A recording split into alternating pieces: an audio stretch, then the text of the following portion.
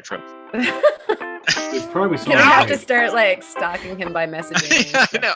Well, if he doesn't answer, I just go to his most recent YouTube video and leave a comment that just says, "Hey."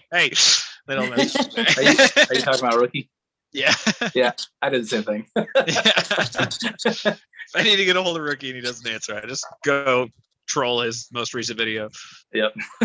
Welcome to the Rockhound Podcast. This week it's just us. We're going to talk about agates. But first of all, let's do our introductions. Karen. Hey, good evening, and good evening to all of you guys. A warm welcome. Thank you for joining us, and we would love to know where you're joining us from and what you're up to. So leave that in the comments. We care. We really do.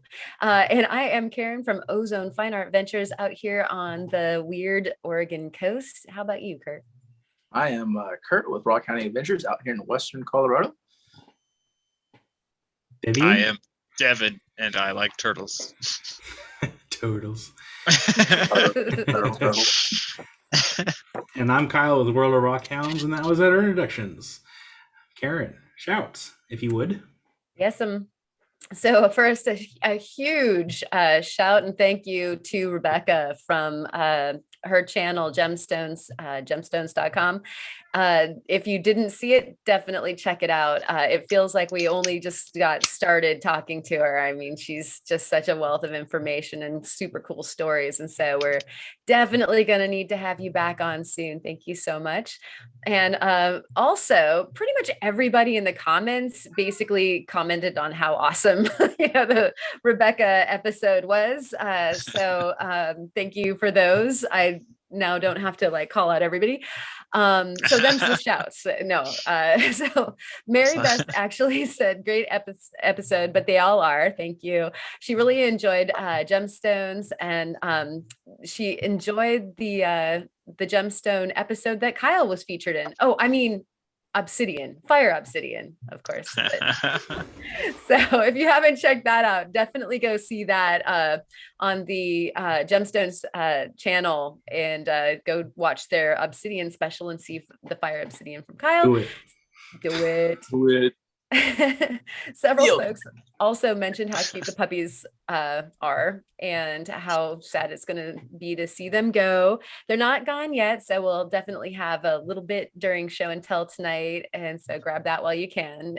They are 8 weeks, and so 2 of them are going to leave this weekend, and 1 has already left the building. So I know it's so sad.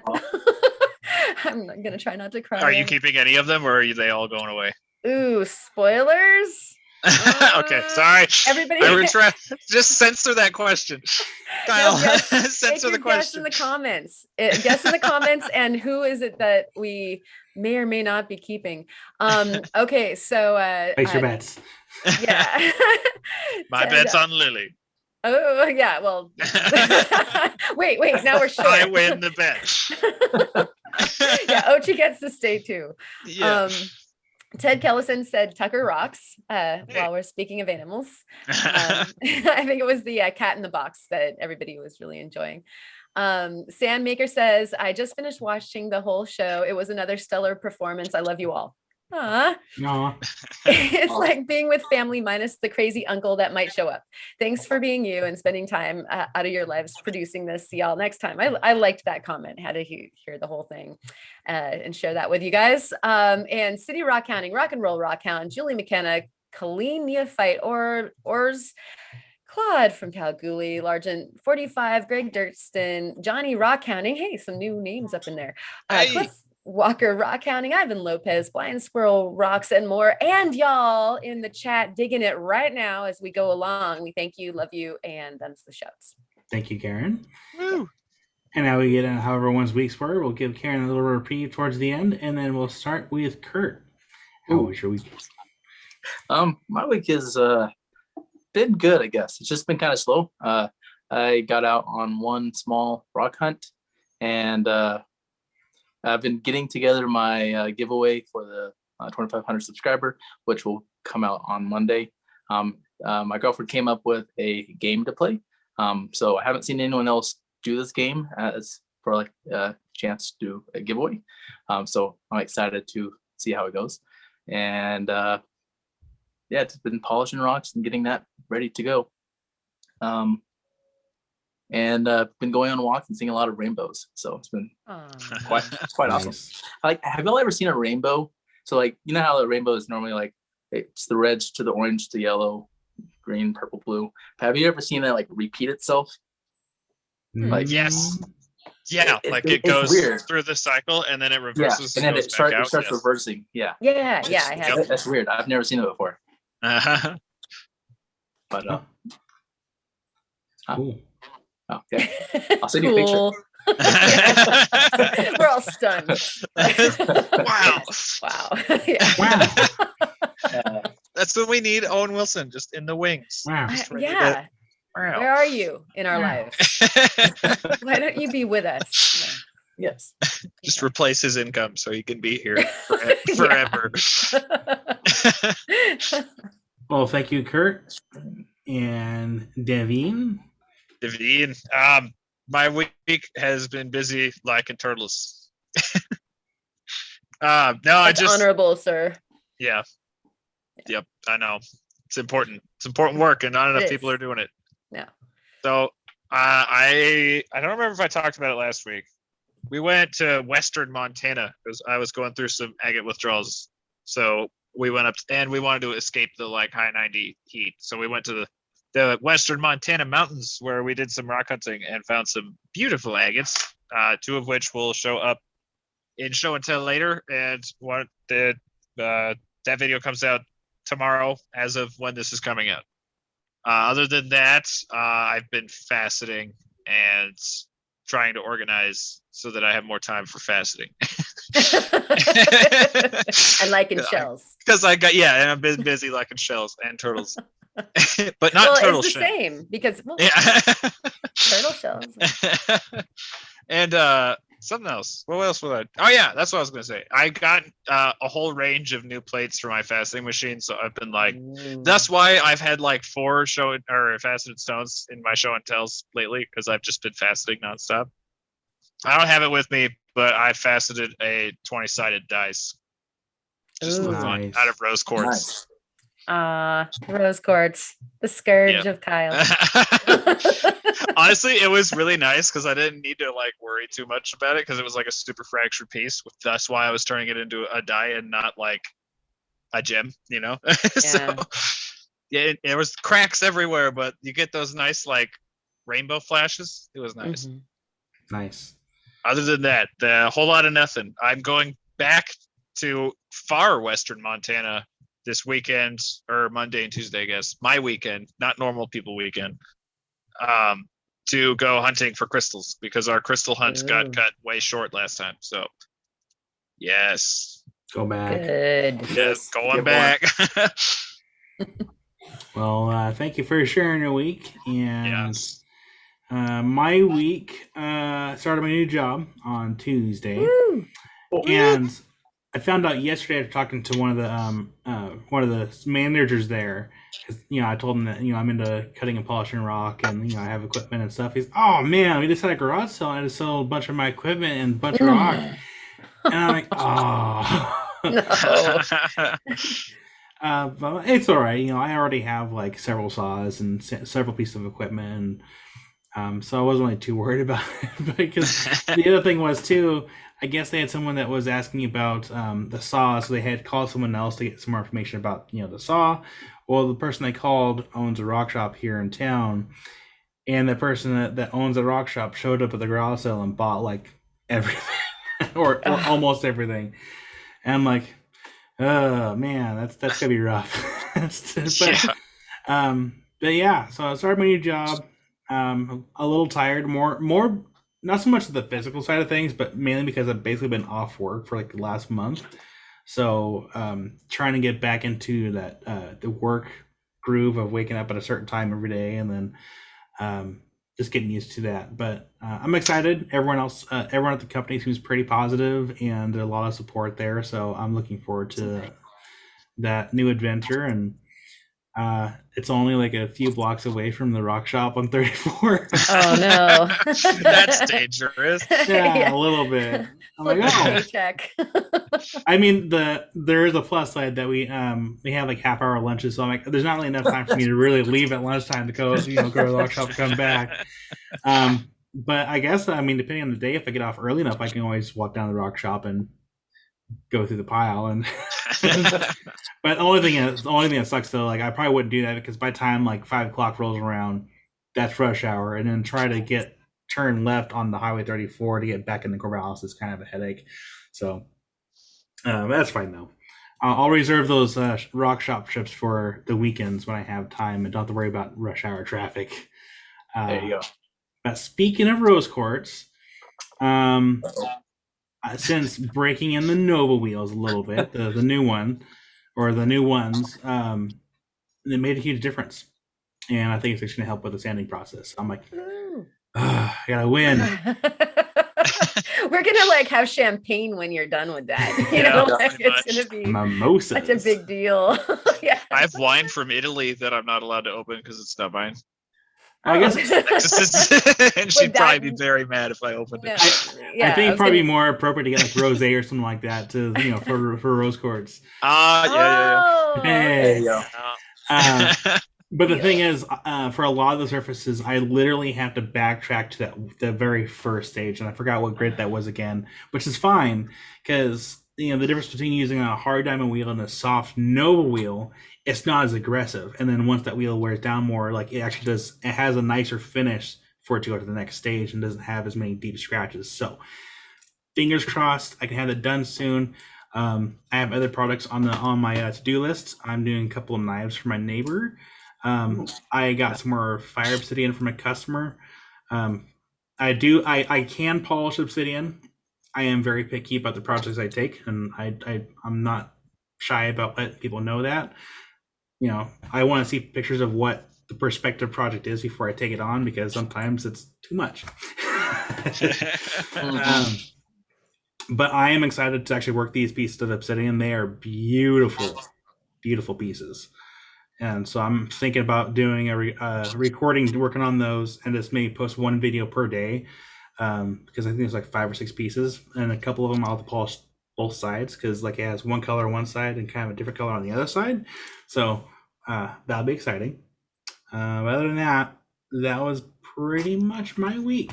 So Karen, it is down to you now. all right. Well, thank you, Kyle, for sharing. Thank you. And, Thank you, Karen, for thanking Kyle. Thank you, Devin, for thanking Theo, Karen. thank For you, thanking So now that we're all thoroughly thanked, my week was all things. It was awesome, and then it was painful. I had to go to the dentist. My face still hurts. Of course, the puppies are 100% a cheer upper, no matter how bad your face hurts. We had these super weird washouts that were like these temporary little like gravel beds. And I mean, and then it's gone, like, and it's so late in the season. I can't believe it. The local beach that I love so much, actually had a little patch, the teeniest patch, but I hit it. I'm so happy. So of course there's a video. I actually I now have several videos.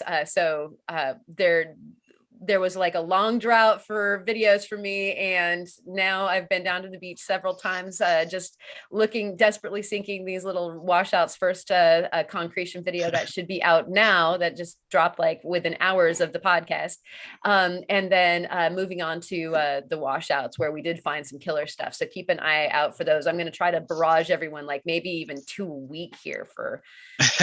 I'm just gonna, splurge. I'm not going to put them in the can like you guys do and like release one a week, because I have no restraint. So they come out when they do. Yeah. Someday I'll learn. I respect you guys for being able to do that. It helps have them in advance, because like my plan was like I have them till August. And my plan was to upload at least one or two a week to stay ahead, so I don't have to worry about like being behind. So like my plan this week was to do a bunch of recording, but since I started my new job, by the time I get home and hang out with family, like come like 8 o'clock, like I'm like already kind of halfway snoozing on the couch after I've had like dinner, and I'm like, okay, and I'm just gonna wait till the weekend. Yeah. So Yeah, I learned. it helps have that buffer. Like, Oh yeah. Absolutely. Yeah, I learned early on in YouTube that you miss those moments when you have like 4 or 5 videos and you post them all in like all 5 videos in 2 weeks, and then you get to a point where you're like really struggling for one video a week, and it's like, man, I really wish I held on to those videos. So now we stay picky. We'll see what happens. These are wise words. So I'll try to be wise and just not very good at it. What about you, Kurt? I like when I first started it, I would get like 4 videos up, and then I'd post them all within a 2-week span, and then really be struggling to get that next video out. And I don't have videos stacked up. I would like to, but I'm pretty much like, when Monday comes, I'm like trying to upload that video to get it up. And sometimes I have issues where just YouTube isn't working and doesn't want to upload it. Like it'll stay at 13% for, I don't know, 2 hours. And then this past Monday, I was getting ready to post my video, and it was at 15% for 3 hours. Ooh. And then I was like right in the middle of making a post, getting ready, saying my video is going to be up a few hours late. And right before I hit post, it said uploaded. I was like, okay, great. So I don't know. Crazy. Yeah. Right on. How was your week? Mine? Yeah. My week's good. Yeah, we're still doing that, right? Yeah. We already did that. Yeah. I'm gonna hand it back to you. Like, can we just do this Let's do it a couple again. more times? Yeah. How about next week? One more thing. I was a little confused. Like, is it my turn again? Yeah. No, but you know how a few weeks ago we were talking about people being left-handed and right-handed? Well, and I'm right-handed, but like when we were driving, I was like, I turned to the test, and I was like, so I'm right-handed, but I cannot drive with my right hand. I can only drive with my left hand, and I just wanted to share that with you guys because yeah, I don't know, it's weird. Like I can drive like this, I can't drive like this, but I can drive like this just fine. It's interesting. And people are weird. Well, think about this too. The human brain is strange. Yes, people can also be like, right or left-handed, but if you think about driving, everyone's right-footed. Never thought about that. Just blowed his mind. Unless you drive a stick shift, then you're kind of like ambidextrous, but like for the most part, everyone's right-footed. Never thought about that. Yep. Doesn't matter if you're driving in England or driving in the US, you're always gonna be right-footed. Yeah, no matter what side of the road you're on or anything. Mm-hmm. Crazy. But yeah, anything else to add on to your week, Karen? No. Okay. Devin, Kyle, you guys. My week was pretty good. It out. Yeah, let's do it again. Well, thank you for sharing your week, and now we can get into today's kind of segment, or gonna talk about agates. And I forgot about that. Yeah, stuff and things. Don't you want to tell me how your week was first? Sorry, I'll stop. I thought we'd do this for another 20 minutes. Sorry, I'll stop. I'll wait to get back on track. I'm sorry. Agates. Okay, I'm on track. Great. So who would like to go first? Either Karen. Do you want to continue on going first, or should we pass on to Devin? Well, I'll just jump on in and get everybody started. Basically the agate. We're all going to talk about the special things that make an agate, or it just could be you got rid of your SiO2. Oh. Kyle was going by the nomiker that definitely fits. Out here on the Oregon coast, we have agates that are rare to just here, and it's called a blue-black agate. It's a kind of a Central Oregon coast thing, And apparently these agates pick up a bunch of oxidized iron or other things that are very, very dark, and they vary in complete, they all kind of look the same-ish. And I did send Kyle some pictures. Hold on, I spaced there for a second. Okay, there we go. There we go. Hi. Yeah, and so you can see they vary in their, like, some of them are dark and some of them are light. They get very, very dark, and then you can hold them up to the light, and of course light passes through them. Does it work? Oh yeah, there we go. And you've got like, oh, and so they look like they're black. And yeah, that one's actually really dark. Like I said, some of them look like you took like black squid ink and dropped it into blue, like light blue tinted or clear jello, and it hardened. And so, sometimes there are like tendrils that curl around and that sort of thing. And so they're really hard to find. Most people are pretty challenged when they're trying to find them, because they are exactly the same in their color, and with the white, they look just like basalt with salt on them. And you can imagine on the coast, we have a lot of basalt here in Oregon, covered in salt, like little crust. And so they blend right in. And so there's something that a lot of people come here special to find them, because really there's no other place that you can get a Central Coast blue black agate. So I thought we'd get started there. Yeah, I haven't even found any personally myself. Out in the wild, I have found some in the States. I'm like, oh, hey, cool, black agate. And I threw it back out in the pile. I know where it's at, though. So if I really wanted to, I can go get it. But I love those things. They're so pretty. They really are. And it's the way that the coast agates go is they can be, like I said, kind of squirrely like an octopus, or they can be finely fortified like fingerprint agate. They come in every different flavor of banding that agates do. And so they can be incredibly fancy with a couple different patterns going on inside them. So every single one that you open is different. And then of course I leave a bunch of them closed, because they're oftentimes, this one's just moony inside. So it's probably better with its rind on than, the rind off and polished. And so anyways, blue black agates, come out to the coast and find some. Okay. Who's next? Sold. Kurt, you want to go next? Okay, sure, I can go. So do y'all want to see like agates that I purchased, or I got from trades, or ones I found? Because I got all of them right here. Not all of them, but like some of them. What we don't see is right off frame. There's just a heap of agates. Right. I'll just start and just go down the line and make it kind of quick, so it's not too long. So the first agate I'll show, like most of these agates that I've purchased, I've shown show and tells before. This one right here is one of my first Laguna Lace agates that I purchased from the family stones. All the stones I purchased are only from the family stones. But like there's this one right here, and it has some really beautiful banding. I bought this one specifically to make a pendant out of it for, it has a layer of calcite. And so Laguna Lace agate is from Mexico. There is as well like Crazy Lace and Rosetta Lace.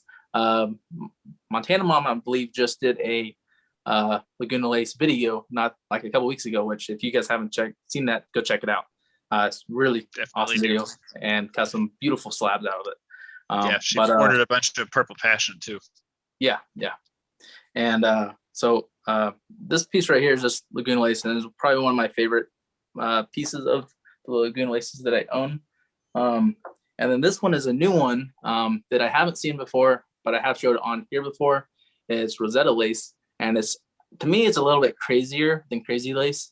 It's also from that same area in Mexico, but Rosetta Lace mainly consists of the deep reds and oranges, and there are blacks throughout as well. So I'll send pictures to Kyle so he can, because this isn't really doing the justice of stuff like that. I put, while we were all talking, I was painting oil on them, so that way it's easier to see for that vibrant color. Oh no, Michelangelo. Oh my god. Michelangelo. Michael Angiogram. Yeah. Let's keep it at that. Angelo. Let's see. And that's granite. And then I'll go with the ones I got from Rock Trades. I don't know who traded these to me, but this is a Montana agate, which I've seen in videos. It's an iris. There's quite a bit left. I plan on cutting more out of to get some polished pieces out. And I'll let Theo explain how Montana agates are, because I know he's an expert in that department. Hold on just a second. Go Sorry, ahead. I was gonna say I'm just strolling through the expert section. I'm in the department where the expert books are, but I wouldn't say that I am personally an expert. Well, you do. You've broken it down like in a really well, I'm not good with words right now, but basically like it can, like when I'm trying to learn about a certain rock, it can be very hard for me to understand, and you've broken it down to where I can understand. So I appreciate that. And well, thank you. Yeah. So iris agate. I guess we should talk now about iris agate. I don't have any with me physically because we've learned before. I can demonstrate. This isn't iris agate, but this right here is why I don't bring them to first show anymore, because you can't really see anything on Zoom. So there'll be a very pretty video playing right here. So iris agate is a type of agate found in any transparent to translucent banded agate. It's an effect caused by a diffraction of light through the bands. Karen described it perfectly, better than I've seen anyone else describe it, by comparing it to like when you see the iridescence on a CD or a record. Like that is literally the perfect way to describe it.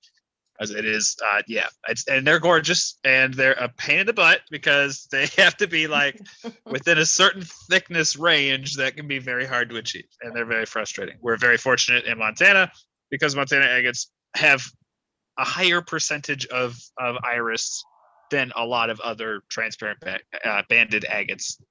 I think it's something like, I remember I was reading a paper about it where they were talking about like it was all about iris agate. They by name mentioned that Montana agates are like one of the big producers. The other one being Wind River agates in Wyoming. Don't remember the name of the agate, but it's in Illinois.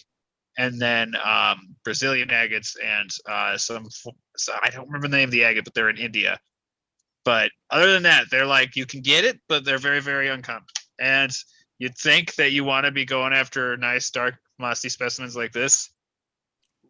But actually, you want to go after more cloudy, banded specimens like this. I'm just kidding. Iris has no laws whatsoever. This is an iris agate. Bombshell. Gotcha. Yeah. Iris don't care.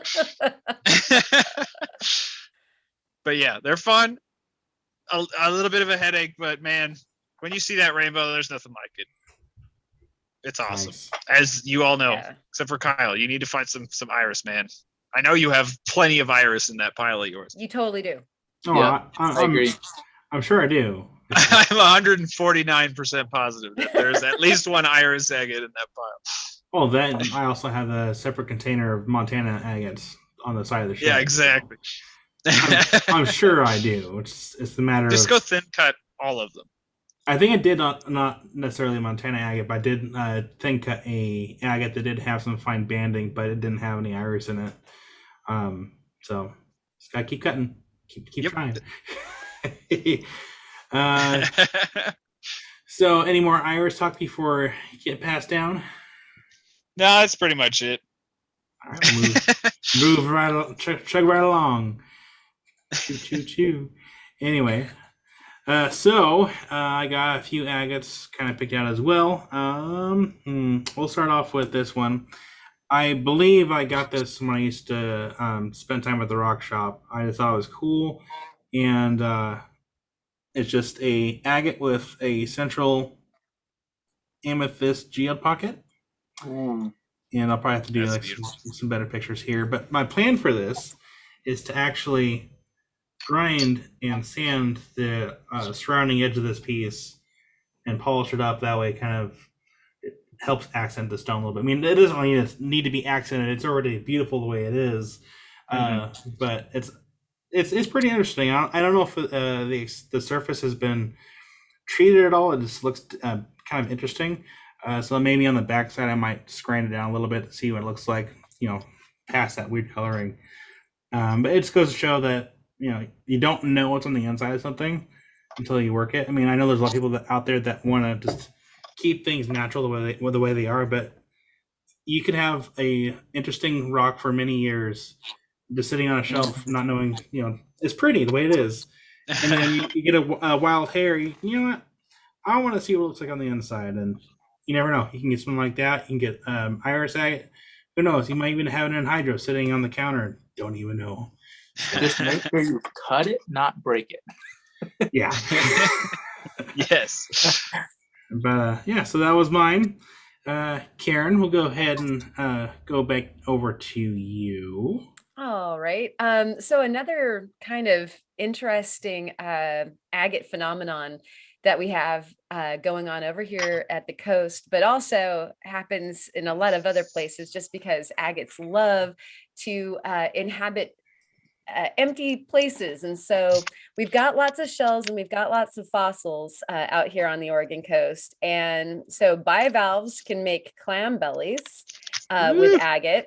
Nice. And also the spiral shells. And so I literally end up with handfuls of these through the different beach hunts that we go on. They are fairly rare, but just dependent on where you are, you can come across, just even local beaches that will have a fair number of them. This is one that I polished. And yeah, I love them so much. Y'all gotta like shells, people. Right. So they're gorgeous, and they can have inclusions. Like you can see, this one has a druzy pocket right there, and I even pretty. have one that is agatized, and there's a small spiral shell that is suspended in the agate of the bigger spiral shell. That's freaking shell. awesome. Yeah. That's awesome. So I love my gastropods. So yeah. We were talking about steinkerns last week in the podcast, and these are like agate steinkerns. Yes. You just can't beat that. That's I polished.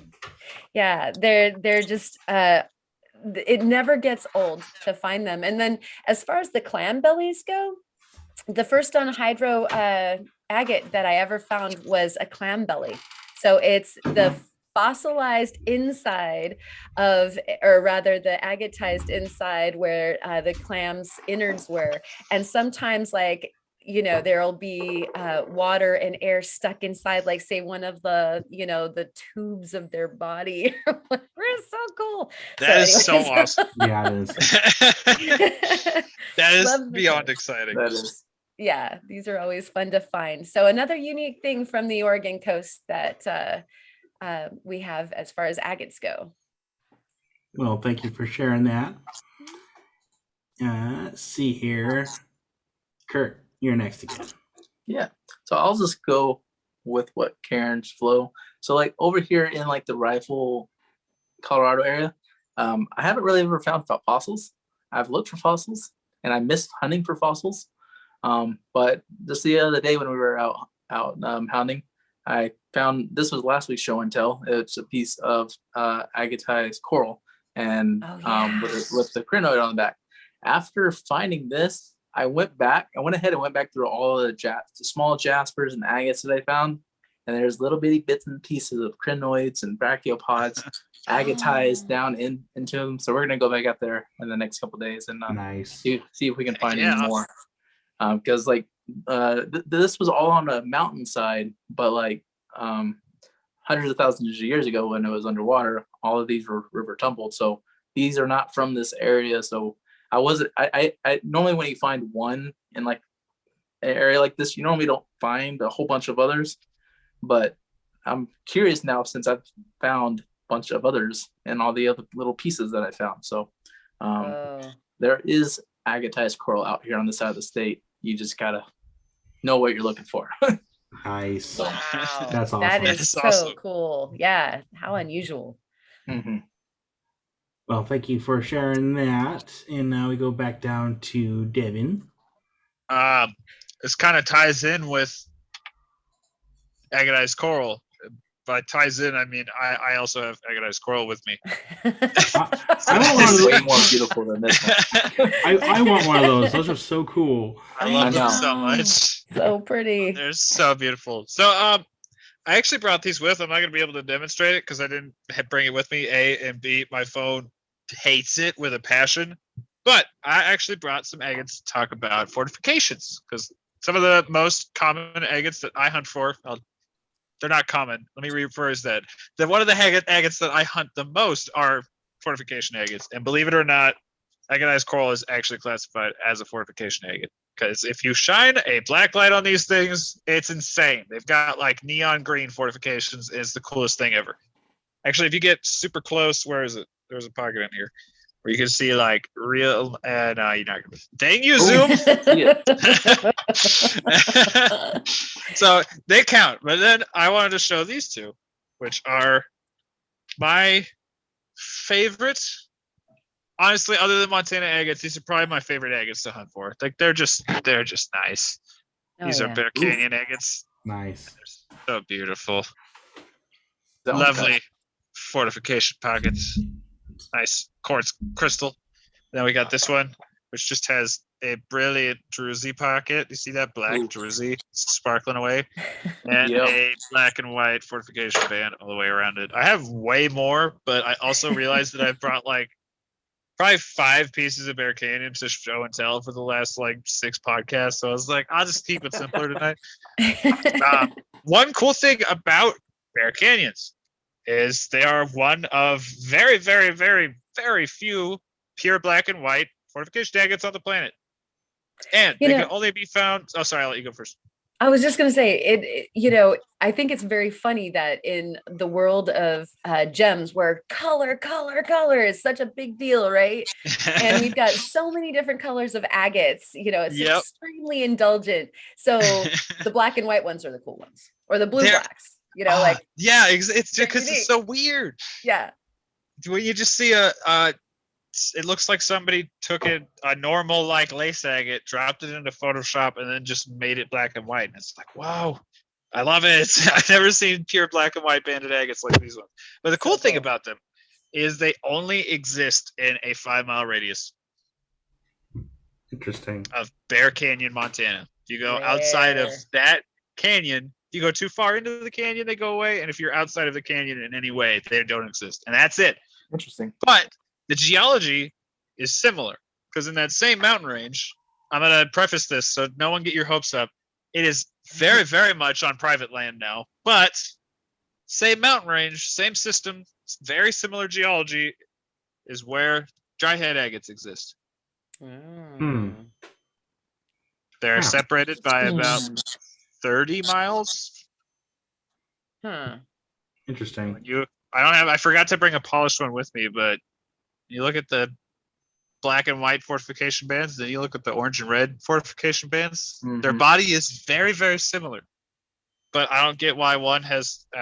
Anyway, well, like it would possibly both be iron and different valences of iron. So whatever was cooking, like at hot springs or something like that, like raz the black into being black while the other isn't so oxidized, maybe. Yeah, that sounds about right to me. Yeah. Cool thing about dry heads, while I have them out, I guess I could talk about it. Dry heads are weird. They are one of the only agates in the world that were mined specifically for the agate. Like there was a big mining operation in the 60s and 70s, and the whole point was digging up dry head agates. Like they weren't found as a byproduct for looking for metals or gems. Like they literally had a huge mining operation just to get dry head agates. Are you saying Interesting. dry head agates? Or are you saying jar head agates? Dry head. Dry. Jar. Jar head. I might call them that now. Yeah. I couldn't understand you. Sorry. Montana dry head. Slow down, son. And they're so cool. Now mine stopped operation, I think in the 80s, and now it is somebody's ranch. Wow. Interesting. Oh, that's cool. Mhm. Well, any more information on the dry head? They're pretty. And If they can talk, I bet they also like turtles. Well, thank you, Theo, for your little agate show and tells for the Bear Canyons. And I had some other agates picked out, but I decided to change it last minute. So that's just kind of how I roll. So Karen was showing some of the fossilized agatized shells, and I thought it'd be kind of cool to actually switch it up and show a fossilized pine cone that comes from Morocco. So I actually took some video footage, and I'll put it here as well, just because the camera here on Zoom does not quite do it justice. But these little things are pretty cool.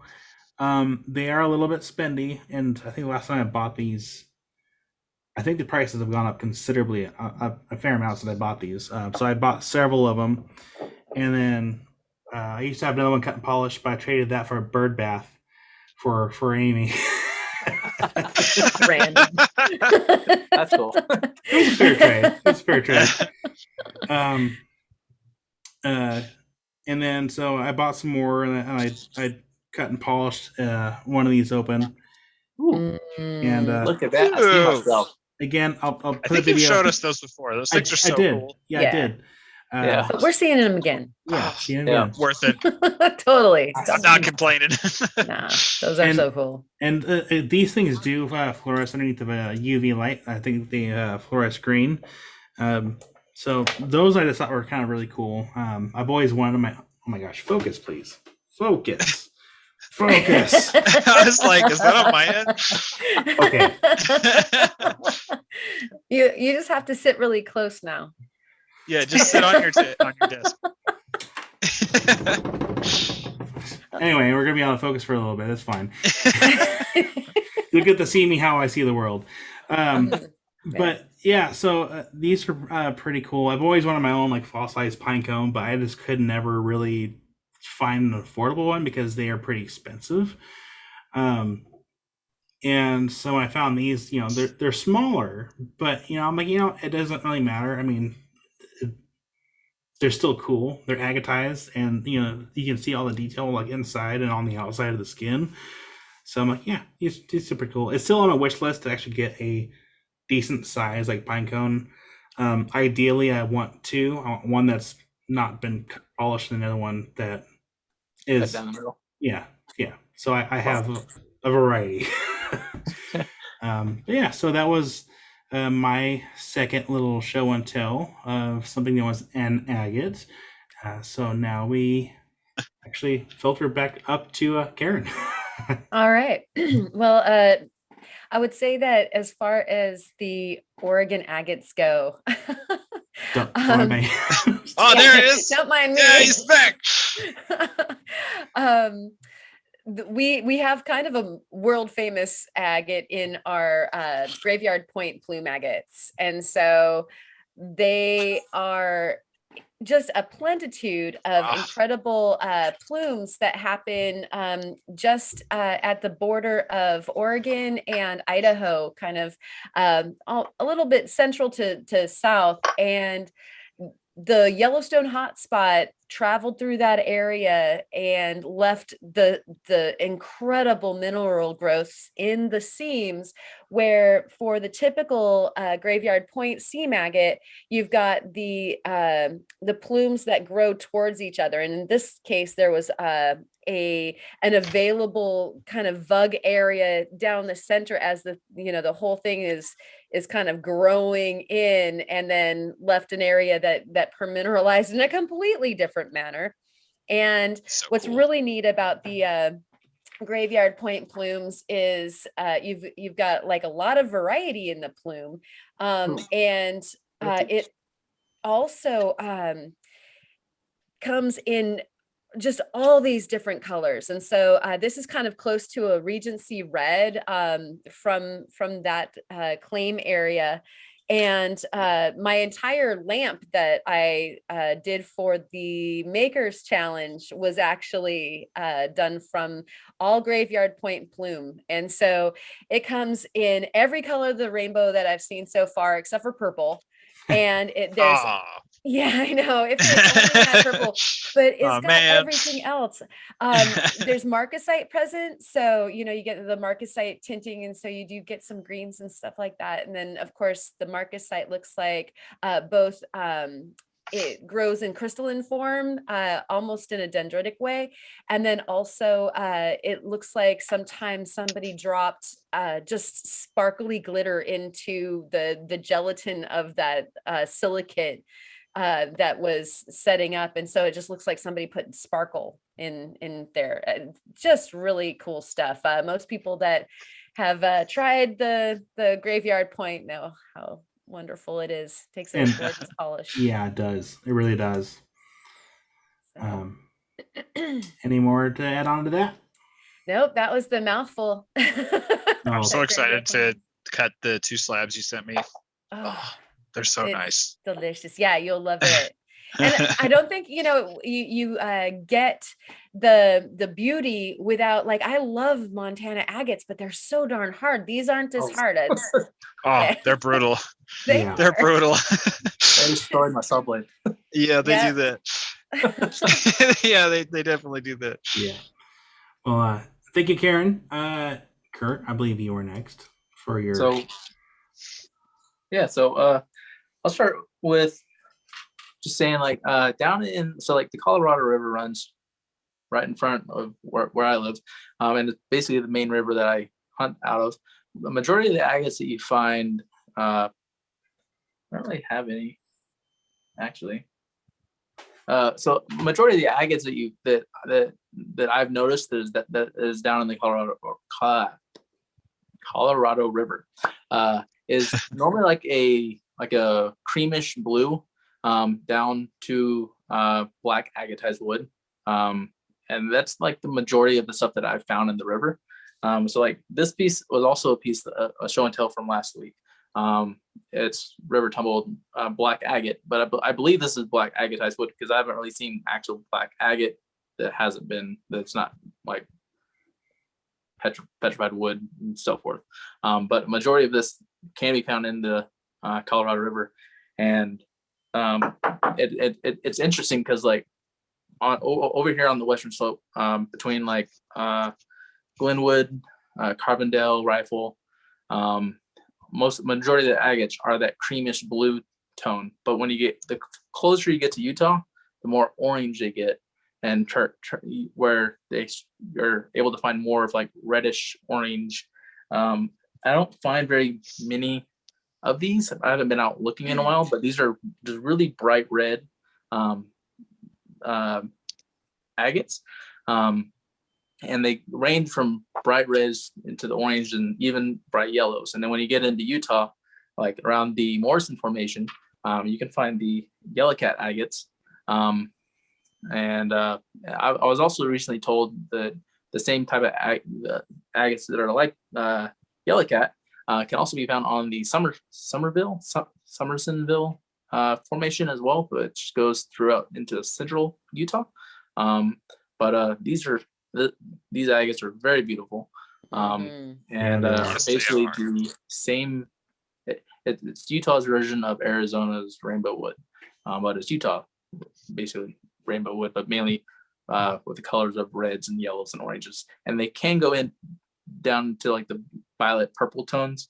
And then some other agates that I've noticed that are over in eastern Utah, they can be found are pigeon blood agates, which range between like a grayish cream and then have like splotches of violet reds and so forth. So like this one isn't a very good example of a pigeon blood agate, but it is, there's a lot of reds mixed in to the creamy tone.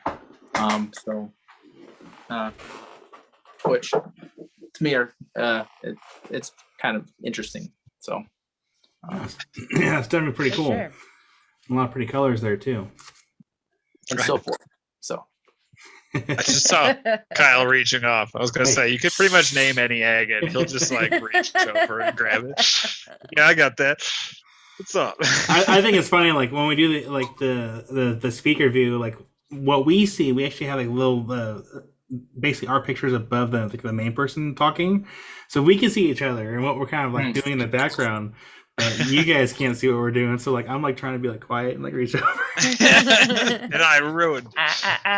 Yeah. Not so fast. Well, thank you, Kurt, for. sorry, I was gonna say one more thing. Oh yeah. Go ahead. Another thing with the agates that I've noticed on this side of the state, majority of the agates, they glow under a UV light, either a orange or some of them have a green afterglow effect. That's cool. So, Ooh. yeah. Now you know. The more you know. Yeah. Perfect words of wisdom. Rainbow. Well, thank you. No, excuse me for showing those agates and where they're from and more about it. Devin, it is up to you again. How many sections do we each have left? This last one. This is the Okay. last round. Yeah. Okay, good, because that was all I had. So I wanted to talk about two things. For one is some of the composition of Montana agate is astounding. So your typical moss, where's a good example? I picked one up, but it's actually not the best example. So like when you think of like a Montana agate, you see the little branchy dendrites in here. No. That is manganese. But that's not all that is in Montana agates. Montana agates, kind of like the graveyard plumes, actually, can come in a gigantic range of colors, and it has everything to do with chemical composition. So like you can get really iron-rich, pure red, like more carnelian Montana agates. In eastern Montana, you can get blues that have cobalt.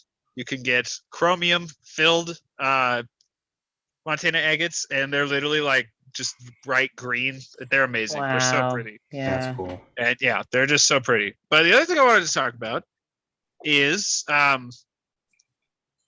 where is it? Where's the other one? Your car's extended warranty.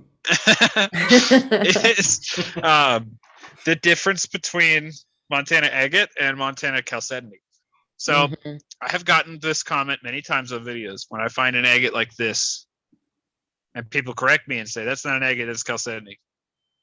And that's when I have to internally go, no, sir, you're wrong, sir or madam, because the moment you cut into them, there's banding galore. But if you just look at it on the outside, and even if you just shine a light onto it, it just looks like a big glowing empty rock. But when you Potato. cut into it, there's so much banding in there and moss. This one, honestly, the zoom is not going to show it just because of how fine the banding is. There's like literally thousands of bands in this one. Another example would be this one. You know what? I'm going to go get water. I'll be right back. This is going to be really hard to see with them dry. All right, I'm back with water. So I'm going to get these wet because otherwise I don't know why I do this every week. I have videos. You guys aren't seeing just the Zoom. I took videos. I don't know why I stress about this so much. Is this even going to show? A little bit. That is what all of those clear nodules look like on the inside. There's yeah. crazy bands in there and That's moss and beautiful. quartz. But again, if you just saw it laying there, glowing in the sun, you would not be able to see any of those features. It's a pretty potato. Even this one right here, I intentionally only showed this side because the other side actually has exposed bots. Oh yeah. Nice. And there's some Nice. bands around That's the beautiful. bots. So when you find them like this, you may be tempted to call them chalcedony, but they are not. And I can show you why they are not. They are not because this is a Montana agate nodule. This is a Yellowstone River chalcedony. They look nothing alike. And you do find chalcedony on the Yellowstone sometimes, but they never look like this. They're always bubbly little blobs. They're blobules. We can always settle it with one answer. Can you guess what that answer is? It's SiO2. Also known Yep. as quartz. Yep. Yeah, I mean, we want to get real technical here. They're all quartz. I have another example. This is one that was literally just a solid clear nodule before I cut it. I'm really hoping it behaves. Behave, sir. Behave. There's so much fine bands in there. This one is not iris, but it is parallax, and I know it's not going to show on Zoom, but there's so much bands. I It's so see it. pretty. Yeah, it shows a little bit. It's so very pretty. And then these don't have anything to do with my other topic. I just brought them because they're pretty. What we That's like to see reason pretty. enough. That would be this one.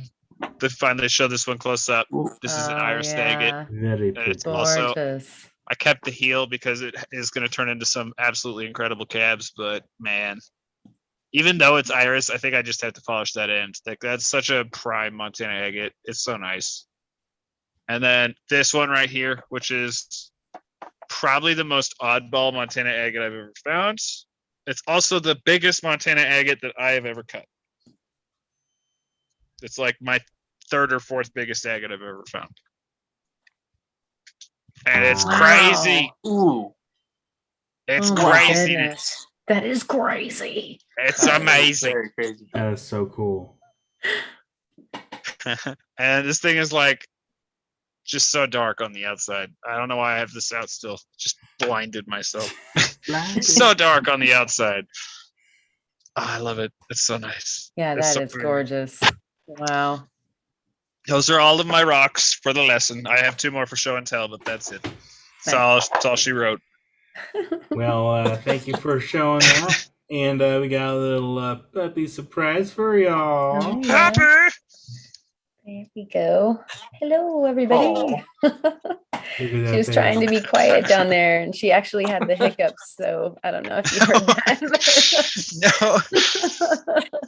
So this is Dahlia, Dahlia, and so all the girls were named after flowers because Lily is the mama, and all the boys were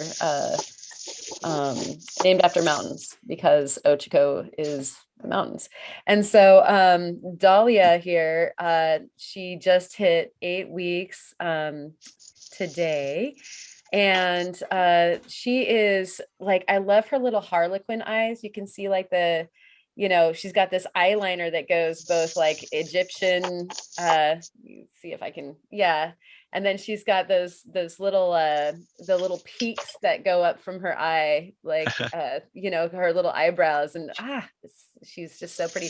Now, just unlike Trillium that you saw her twin sister last week, she doesn't have the same amount of ticking on her coat. She's going to end up a lot more like Lily and just be kind of having the doe spots and be most predominantly a red healer. Whereas Dahlia was purple. I mean, rather, Trillium was purple. And so she's just. I like how she's got a split. She's Yeah, so yeah. cute. And She's so beautiful. I should send you a picture of both of them, Kyle, because they have that exact same split. Both of them twins, except for one's on one side and one's on the other. And She so, just like rolled her eyes. They're like, mirror "Come on." image. yeah, they really are. You, Shun. Ah. She's like, what are you doing to me? She's so chill. Like somebody said something about them all being super chill puppies. And what does she give them? Like, what drugs does she drug the puppies Love. with? I think that was in Endless the chat. attention. Yeah, and actually, I don't know. It's something about the healer puppies. They have the tendency to be super chill, and then they're super outrageous, like climbing the walls and ceiling, and then they just are super chill like this. And this is the predominant like mode. And then they get whatever barky later, but like this is this times 7 or 6 now, and they do this, and then that 1 hour every couple hours where they're like hanging from the chandeliers and stuff, that's Yeah, exactly. that's when you wish you didn't have all that to clean up from the last time. So anyways, yeah, little Miss Dahlia. Oh So yeah, and she cute. was the very first one too. Oh, She was the first one out the gate as far as all the whole litter went. All right, and so I'll be right back. Okay. Well, thank you, Karen, for the puppy show and tell. And my last little agate show of sorts is, of course, our state rock, the Thunder Egg, because the inside of Thunder Egg has little pockets of agate for the most part. So my favorite thing about the Thunder Eggs, and for those that don't know what a Thunder Egg is, basically a Thunder Egg is a gas pocket basically that has expanded, and over time it filled with silicates, and it was filled it with, most of the time would fill it with agate. And you get the Thunder Egg once you get nice and pretty once you cut it and polish it. Sometimes you get duds, sometimes it doesn't really fill all the way in, and I'll show you that here in a second. But my favorite thing about the Thunder Eggs is when you're out looking for them, or if you buy in a state or whatever, and over time sometimes the exterior rhyolite falls off and you're left with nothing but a core. Well, a while back, I tried to do a freezing experiment where I'd freeze it, thaw, and my thought process was the water would actually seep in between the rhyolite and the agate, and it would expand and pop off the rhyolite cap, leaving nothing but the agate core. That was a failed experiment. But the fun thing was I actually sent a bunch of Thunder Eggs to Australia to Jesse, Rookie Rockhounding, and he took it to the extreme, which is the best thing that I've ever seen. It was fantastic. I loved that video. I love that so good, Jesse. It was amazing because you get to learn what happens when you heat rocks to a certain degree and you cool them really quick. Well, you can lose an igloo water cooler. For what? Too hot to rocks, just down in the bottom. But and I think in a way it did crumble the inside of the interior, and it's just a learning opportunity. So I do plan on adjusting that experiment at a later date again. Maybe do it backwards and kind of do something similar to what he did and heat the rocks, but to have a more regulated heat and then a regulated cooling, and then see if that'll do anything. But yeah, I remember his were like white hot at one point. Yeah. It was so cool though. Oh, it was awesome. I didn't know you could heat an agate to that point. I think he felt bad that he like ruined these Thunder Eggs. Like no, like that was the purpose, was to send it to you to do this, to continue on that experiment, because those were the exact same Thunder Eggs that I froze and thawed. Yeah. So it was actually it was a cool experiment to see. But again, my favorite thing is these cores. Every time I find these cores, I always hit them aside, just because it's interesting how they kind of pop out and they fall out. And not all these cores are going to be the exact same shape. A lot of times they'll differ in how they're made up and how they look. This one's a little bit more worn. Maybe it was tumbled at some point. I don't know if someone maybe had a tumbler or if it was like naturally tumbled, but it's a lot more smoother. Whereas this is more jagged, as if it was freshly eroded out of the rhyolite caps. And then I, on one of my videos, I actually cut one in half. This one came from Whistler Springs here in Oregon. And as I'm digging for these Thunder Eggs, I was finding actually a lot of them that were already didn't have the caps. They were just the cores. So that was interesting. But if you look at the Thunder Eggs, so like I got this as an example, they can be of various different sizes. But this one, it wouldn't really have a core if it did expose. It just has this pocket right here. This is basically a partial geode, really, on both sides, because it didn't completely fill in with silicate. It like coated the inside of most of it, and then had these water lines here. It's still really cool. It is. It's super cool. Let's see if I can get closer. So it's a really cool awesome Thunder Egg. Yeah, it's beautiful. I believe actually I dug this one myself. I think. Nice. Maybe. I don't remember now. Anyway. But yeah, I just thought it was really cool. I mean, if you look at it, this probably would have been a more, I guess, a cylindrical shaped core. And quite often you'll have someone online, they'd be like, hey, did I find like a vertebrae or something? Because some of the cores, they have like this weird cap or like this weird nub on the top and like an inverted nub on the bottom. And a worn core can sometimes look like a vertebrae.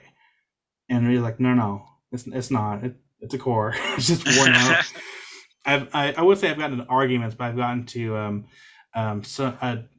a polite disagreement of like, that's cool that you might think that's a vertebrae, but it's actually a thunderay core that's been eroded out of the rhyolite and has been exposed. Oh no, this is a vertebrae of like some like fossilized like animal. I'm like, no, it's not. Trust me. And then I actually had to go find like a different example. Maybe I might have one. Hang on.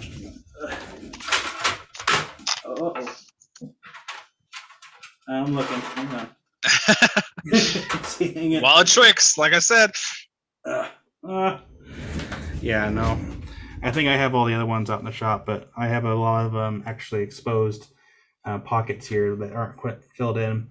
But you can kind of that's super cool. You can still see here in the top where sometimes they'll have a nub there and then an inverted nub here, or like vice versa. But still, I can see how they would think that it might be a vertebrae, but it's like once you're like you've cut enough thunder eggs, hoping you've seen enough thunder egg cores, or like and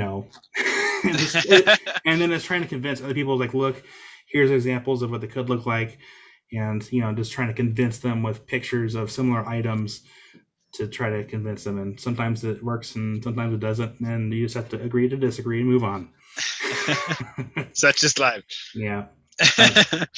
That was mine. Speaking of cores, I was gonna say, speaking of cores, I don't think I have a picture on my phone, otherwise I'd send it to you, but I posted it on my Instagram like 2 or 3 months ago. I found when I cored a Dugway Geo.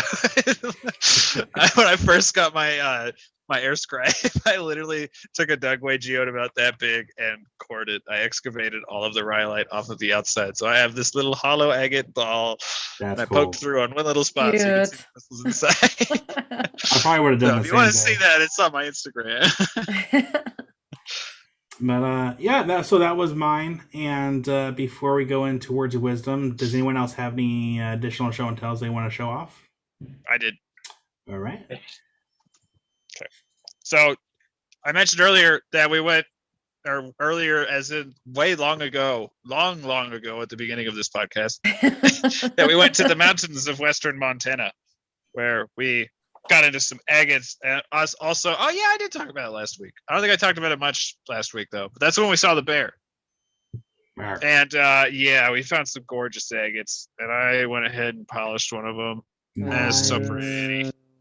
It may not look like much on the Zoom camera, but it's so gorgeous. It's shiny. Yeah. And I left the bottom raw because it's actually like, where is a good example? You can see the water lines right there. Oh, yeah. Those continue through onto this side, but all of the stacks between the water lines have little druzy crystals. Aww. It's so pretty. So I left it intact because I was like, oh, I want to show that. And then I left the top and bottom raw. Nice. It's so pretty though. And then Alexis freaking schooled me and found this beauty. Ooh. Yeah. That's beautiful. Wow. Gorgeous Dang, quartz Alexis. crystals, beautiful dark color and bands. And the cool thing about that area, you'll see it in the video.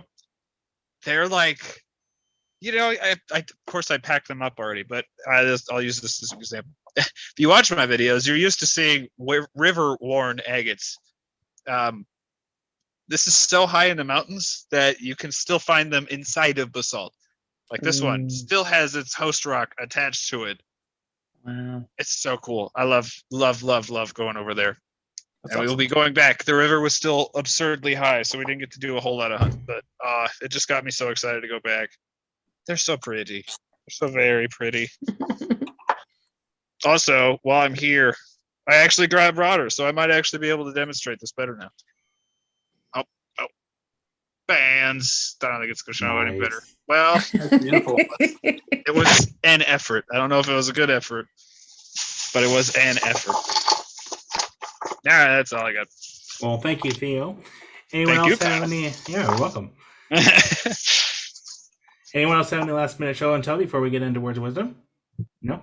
Cool. All right. Words of wisdom. Karen, what do you got?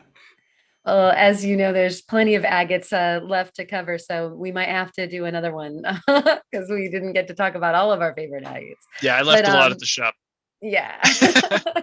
Let us know if you enjoyed that kind of thing where we take a theme like the agates and run with it. Just one kind of mineral for the whole show.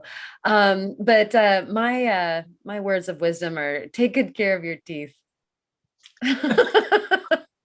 Because going to the dentist is, not as fun as taking good care of your teeth. Okay, kids. I second that. Yeah, I all too well. When I was 18, the first time I ever went to, I think it was the second time I ever went to Florida, we went to Key West and I had a tooth explode and I had to get it pulled. A day before we left for Key West. So I was because I'm like a diehard fisherman and we were going deep sea fishing in Key West, which is like world famous for its fish. And I was just in agony the whole time because I had gotten a tooth pulled the day before we went. And I've been wanting a do-over of Key West ever since because I did not enjoy any second of that trip. Yeah, it's a special kind of pain when it's in your face and you can't get away from it. Oh, it's awful. Mm-hmm. It's so bad. It's the worst. Yep. Mm-hmm. Well, thank you for your words of wisdom. Yeah. Kurt, what do you got? So, sticking with agates, I guess I'll just say I've had a lot of people try to correct me on agates that I find. Just so everyone is clear, agates do not have to be translucent to be in an agate. There is crazy lace, Rosetta lace. These Bear agates Canyon. are not 100% translucent. So, yes. I was going to say Bear Canyon. I don't know where they are, but yeah, you know. Agates are very beautiful. They can be translucent. They can have a lot of bands, and yeah. Thank I was gonna say something else, but it went off somewhere. No worries. Yeah. Well, thank you, Kurt. Devin, what you got? Mine would be if something sounds dumb, it's worth a try. All right. Because I was like, I've been doing such random stuff lately. Like, taught myself how to draw, like digital art on a tablet, just overnight. Because I was like, I got a nice tablet. I'm gonna give this a shot, and it turns out I love it. I also spent $100 on sculpting tools because I want to learn how to sculpt, and I bought a whole set of everything before actually learning how to do it first. What kind of sculpting? That's the way to go. Polymer clay. Okay. Yep. I'm trying to get into it. Yeah, it's gonna be awesome. And then I've been doing a lot of faceting lately, and I went from like last week I showed that really, really nice cut. And this week I was like, man, I don't want to do 190 facets. Let's do something different. And my brother-in-law gave me a piece of rose quartz, and he loves Stranger Things. And he's like, just make something for me. So I made it a Dungeons and Dragons dice, faceted a dice for him. And I'm like, I've just been feeling the doing stupid stuff lately. Maybe it like sounds stupid on paper, but then you start doing it. It's just fun. I got a freaking piece of soapstone on a dop on the faceting machine right now because I'm making more dice. Why not? He's crazy. He's unhinged. Never works. Find the jacket. Well, thank you for your words of wisdom. And mine is going to be say thank you and say it often because, again, we're in a kind of weird world where, things have been crazy for the last couple of years. And so if a positive interaction happens in your life to you, do not forget to say thank you. And even if you do, don't forget the lost art of writing a thank you letter by hand and so much this handing it to them or mailing it to them. It's something so simple, but it can actually leave a huge impact more than you possibly know. Yeah, so, absolutely. Say thank you or write it. Either way. But that is my words of wisdom. Karen, if you do this on, sure. Yes, Kurt? I just want to say thank you for this awesome Agate podcast. Yes. Oh, thank you, guys. Kyle. Thank you for being grateful, Kurt. Yes. Thank you for thanking him, Devin. Yes. All right.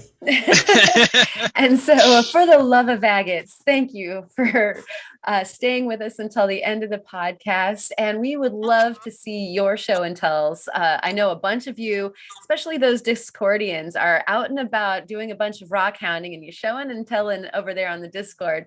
So send it to our email, and we'll include it in the next viewer show and tell. And if you'd like to come and play on the Discord, send us an email, and we will send you an invite. And we won't hold the invite like captive. You can go ahead and just send us the email with your shows and tells, or you can go ahead and get invited to the Discord or both. So just let us know. And that being said, thank you from all of us here at the podcast. Have a great weekend. Rock on, and we will see you next week. Bye. Oh, David, Later. knock. Who's there? Yes.